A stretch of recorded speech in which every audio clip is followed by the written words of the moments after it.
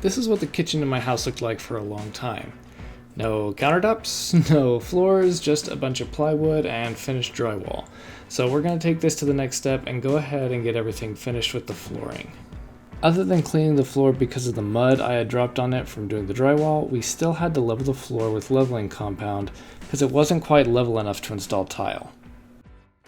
To give you an idea of just how low this area is, I've cut a 1/2-inch piece of plywood that I'm going to use as filler so I don't have to do that with concrete, and I put this level on it and it's still sagging.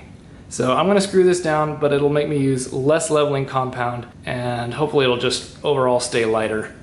Yeah, how far are you sweeping, or how far are you doing? I'm only coming out to about here because this is all level. It's just going to be basically around this perimeter corner. Okay. So I'm not doing the whole floor, only the parts that need it. I'm using Sika primer here to make sure that my leveling compound adheres well to the subfloor. It'll be good, just like I did on the bathroom. With the work areas taped and primed, I'm ready to go ahead and mix up about half a bag of this Sika self-leveling compound. I'm going to only do half so that I have enough work time to get it level. I haven't done this before, so I wanted to make sure that I could get it perfectly smooth before moving on to the next area. It's called self-leveling compound, but you still have to get it most of the way there. I'd say you need to get it probably about 80 or 90% level, and it'll smooth out the ridges and do the rest of the work by itself. You can feather this self-leveling compound out to about 1/16 of an inch, which means that you don't need to be worried about dragging it out too thin. And besides, this is going to be under tile, which is going to have a decoupling mat, so I'm not worried about anything happening to it. I just made it as flat as I could, pulled it out wherever I needed to, and the rest is going to be perfectly fine under that tile. Now before I could tile, I wanted to have the base cabinets in place, and being me, I decided to build them. I didn't record much of the process, but here's a little bit of me putting the bases together. I just wanted an outline to know where I was going to put them so that I could tile around them. You don't want to put your tile underneath your cabinets just in case you want to change either of them independently in the future. One eternity later. I've already torn the kitchen completely apart and it's sitting in my dining room, and that's annoying, so let's get this done fast. I didn't mention it a second ago, but I built these base cabinets from the inspiration of bourbon moth woodworking. So if you're interested in building base cabinets in a fairly simple way that looks clean, go ahead and go check out his channel. Now back to business on my house. I went ahead and pre-wet the subfloor before putting down a modified mortar mix so that I could attach my decoupling mat. This is the Schluter-Dietrich decoupling membrane, and it's supposed to prevent your tile from cracking should your subfloor move underneath it by allowing the two substrates to kind of shift and float on top of each other. It's also a good water barrier, so you're not going to hurt your subfloor.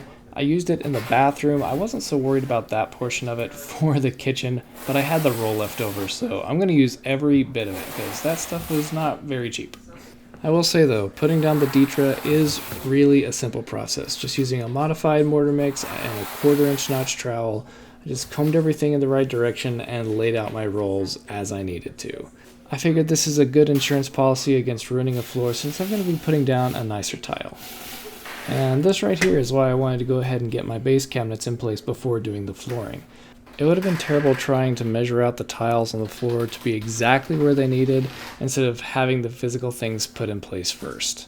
For a long time I thought I was going to be putting my cabinets over the top of whatever finished flooring I chose, and I thought I was being kind of smart about that. That's really not the case though, because if you ever want to come back and change your tile, you'll have to cut that tile edge, and that would be very difficult since it's going to be butted up against your toe kicks. By installing your cabinets first, you have the luxury of getting everything level and using any shims that you need, and then you can put your tile around the base cabinets, and it just comes out to a cleaner installation, and you're not bound to use one or the other thing for the permanent life of the house. I could change out the cabinets or the flooring independent of one another without having to worry about doing both. I went the extra mile right here and went ahead and taped the seams, which I personally think is overkill. But like I said, I had the material still, so I went ahead and did it like this, sort of like I did the bathroom.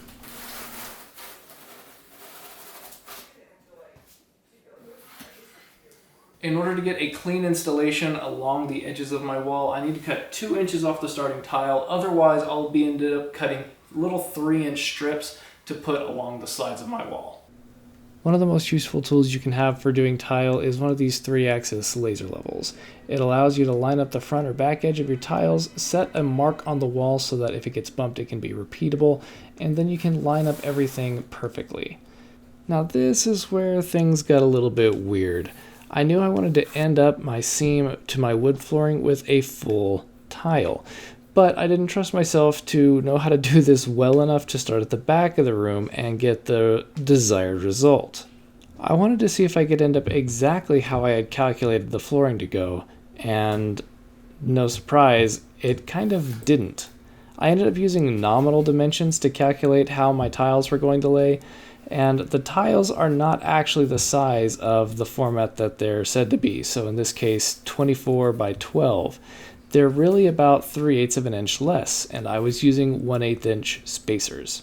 Because I had used such thin spacers, if I had tried to start at the back of the room and work my way to the front, I would have ended up having probably about another 3-inch strip that would have been the transition into the living room dining room flooring. And so in this case, I'm glad I quote worked backwards from the result I wanted. It did mean that it took me more sessions because I was working myself into a corner, but ultimately it came out exactly how I wanted it to, so I'm not going to complain about that. When working with complex shapes around corners or around cabinet bases, it's good to have a tile saw so that you can quickly cut out any shapes that you need for your tile. You can rent these for a decent day rate, but I went ahead and bought mine. It was on sale and I figure I'll go ahead and get my worth out of it, because I don't plan to just stop doing this one tile job. There it is.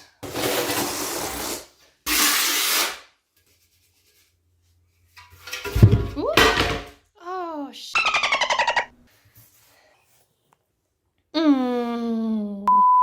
Sometimes you have to know when to call it a night and just cut your losses. The second day of tiling went a lot smoother because my lines had mostly been set on my starting edge, so it was really just working my pattern all the way to the back wall. Now my installation of this tile was not very clean, as you can see by the amount of mortar I have around the edges of my tiles. I went back and watched a couple more videos after I got through the majority of this because I thought there had to be a better way, and yeah, there were numerous better ways. Doing small steps like cleaning up the amount of mortar around the edges of your tile before you press them into place will prevent squeeze out from happening on your tiles while you level them. That would have been a good thing to know, and that's something for you to keep track of. Also, I was only laying my raised lines for about one tile at a time instead of doing an entire line. I have seen people doing entire lines, and it just kind of saves the prep work from switching between different tasks that you're doing. The last and simplest thing to do is simply to clean off the tops of your tiles before you take a break. There were a couple times that I stepped away for a little bit and the mortar had basically set up to a point where I couldn't just wipe it off with a rag. I was kind of surprised how fast it dried sometimes. So just take your time and you can have a much better result than I did. And it's not that my results were bad, it's just that I was sloppy in my process. You can see that once I started going, I didn't really pick up behind me until I was done, at which point it was a little bit too late. Try to clean up as you go and it'll save you a lot of time in the future. Once everything had dried, I got rid of all of my plastic components and picked up as many spacers as I could find. Then I started breaking off the tabs for the levelers, and that was pretty much it. It was time to start scraping a lot of that dried mortar that was on the top. Now, a lot of this is not thick, it was just kind of surface stains, so to speak, but it still required elbow grease and a little bit of scrubbing with a Brillo pad to get off. However, the blobs on top of the tile were really not the worst part of the cleanup. What really took the most time was getting the mortar out from between the tiles so that I could grout effectively. And this is why I wish I had known the tip about not mortaring to the furthest edge of your tiles. This was by far the worst process of trying to get ready for grout. The secondary benefit would have been not having as much squeeze out on top of the tile, but like I said, yeah, this was the worst part of it. With everything finished up nice and clean though, we can now come back with our grout. Here we're using a platinum white grout, and the color contrast with the off-white tiles looks really nice, not gonna lie. One thing to consider though is adding a grout sealer into your grout mix so that you can prevent water and dirt from getting into this white grout and changing the color over time, making it dirty. This is one of those things that I learned after the fact as well, and you'll see just how bad this kind of grout can look if not properly sealed before letting muddy dogs in your kitchen.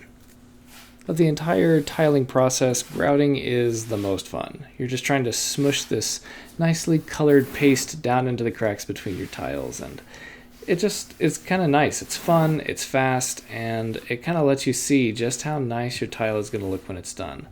This is, again, one of those things where you want to get off as much excess as you can, and then after waiting for about 20 or 30 minutes, come back and sponge the entire floor to get all the excess off. The finished floor really starts to reveal itself after a good sponge cleaning. And assuming you did it on time and not wait 3 or 4 hours to pass before doing it, it's going to come up actually fairly easily.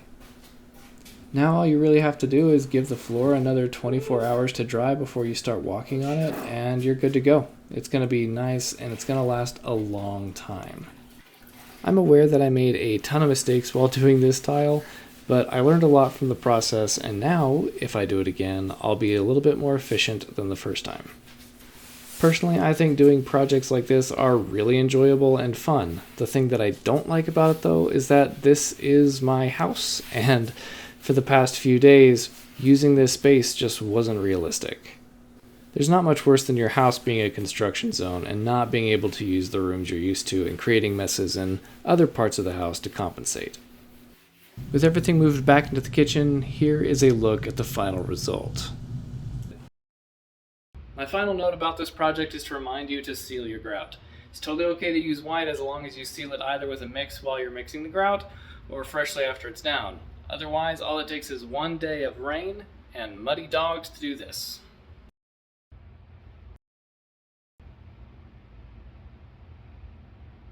I'll fix it later.